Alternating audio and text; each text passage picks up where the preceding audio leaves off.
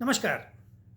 Covid महामारी के चलते पहले विदेशी मीडिया में और अब धीरे धीरे गोदी मीडिया में मोदी सरकार की आलोचना होने लगी तो आरएसएस प्रमुख मोहन भागवत जी देने लगे प्रवचन। कहते हैं कि पहली लहर के बाद में शासन प्रशासन और लोग लापरवाह हो गए थे, इसलिए स्थिति आज गंभीर है। उन्होंने आगे कहा कि जो महामारी में मर गए हैं वो मुक्त हो गए हैं। तो चलिए पहली बात पहले, शासन प्रशासन और लोग लापरवाह हो गए थे तो फिर सावधान कौन था? आरएसएस। उसने लोगों को सावधान करने की जहमत क्यों नहीं उठाई? भागवत जी, हम आपकी मेमोरी को थोड़ा रिफ्रेश करते हैं।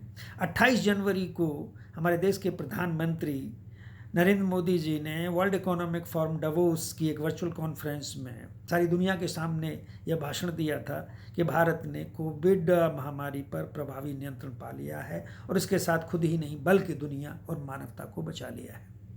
7 मार्च 2021 को चिकित्सा मंत्री डॉक्टर हर्षवर्धन ने मेडिकॉन 2021 में यह घोषणा की थी कि we are in the end game of कोविड-19 पैंडेमिक इन इंडिया, अर्थात हम कोविड महामारी के अंतिम चरण में हैं। उन्होंने फिर 30 मार्च 2021 को यह याद दिलाया कि घबराने की कोई आवश्यकता नहीं है, स्थिति नियंत्रण में है। 3 अप्रैल 2021 को हिमंता विश्व शर्मा, जो आज असम के मुख्यमंत्री हैं, उन्होंने कहा कोरोना वरोना कोई नहीं है, इसलिए मास्क लगाने की कोई आवश्यकता नहीं है। जब देश के प्रधानमंत्री चिकित्सा मंत्री लोगों को आश्वस्त कर रहे हैं कि हमने विजय पाली है, तो फिर जनता को अविश्वास करने की कोई वजह? भागवत जी, इस निकम्मी और इनकॉम्पिटेंट सरकार की असफलता का ठीकरा अब जनता के सर पर ना फोड़े।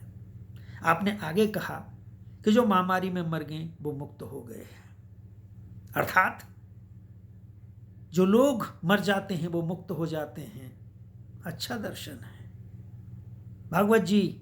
मर के लोग मुक्त नहीं होते, वो तो शमशान चले जाते हैं। जीवन संघर्ष में विजय पाके ही मुक्त होते हैं।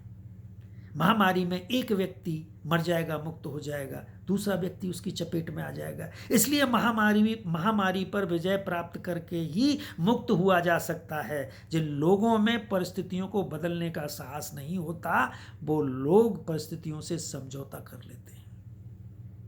याद दिलाते चलें, अगस्त 2018 में केरल में बाढ़ आई थी, भारी तबाही हुई थी। उसकी वित्तीय सहायता करने के लिए यूएई ने 700 करोड़ रुपए का प्रपोजल दिया था, जिसको आपकी इस दम्भी सरकार ने ठुकरा दिया था। क्यों? वो चाहते थे कि जो लेफ्ट फ्रंट की सरकार है वो घुटने टेके और हमसे सहायता मांगे। आज क्या है?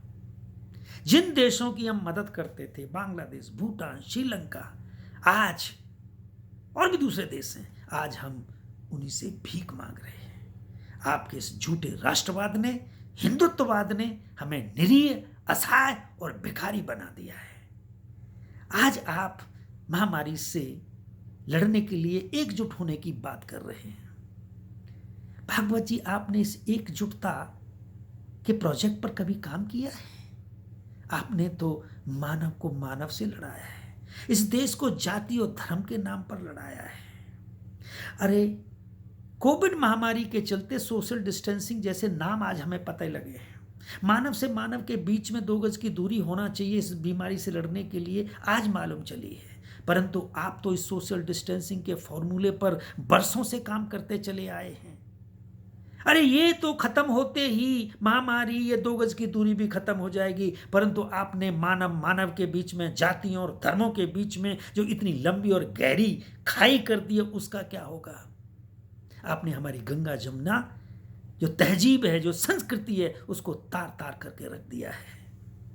मेरा देशवासियों से विनम्र निवेदन है कि कोविड महामारी के साथ साथ में इस हिंदुत्व महामारी से भी लड़ने की आवश्यकता है, और इसके लिए गंगा जमुनी जो तहजीब है, जो संस्कृति है, उसे सेतु बनाना है। क्योंकि संस्कृति कोई भाषा, कोई जाति, कोई धर्म नहीं होती। ये गंगा जमुना संस्कृति तो अनेकताओं में एकता स्थापित करने की परिकल्पना है। हमें उसे ही हथियार बना के इस हिंदुत्व महामारी से छुटकारा पाना है, तभी हम इस देश को पुनः महान बना सकते हैं, वरना इन्होंने तो बेकारी बना दिया है। जय हिंद।